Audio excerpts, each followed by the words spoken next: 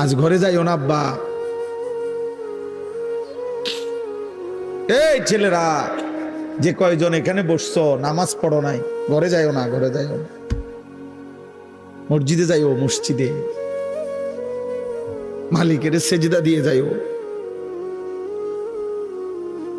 বেনামাজি যদি ঘুমায় যাইয়া ঘুম যদি আর না ভাঙ্গে, রাত যদি আর ভোর না হয়, এই পৃথিবীর বাস্তবতা এটা।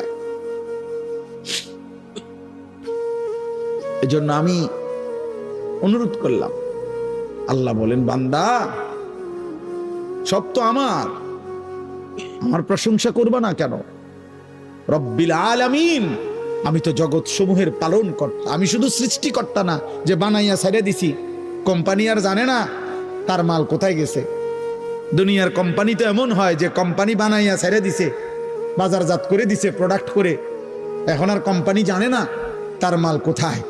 রব বলেন না, আমি এমন মালিক না, আমি রব। আমার বান্দা কখন কোথায় আছে, কি লাগবে, কখন কি, অস্তিত্বের প্রথম সেকেন্ড থেকে পূর্ণতার শেষ পর্যন্ত আমি আল্লাহ যখন যা লাগবে, যখন যা লাগবে, ও বলুক বা না বলুক, ও সেজদা দেখ বা না দেখ, ও গোলামি করুক বা না করুক, ও ইমানদার হোক আর বেঈমান হোক, আমি না রব?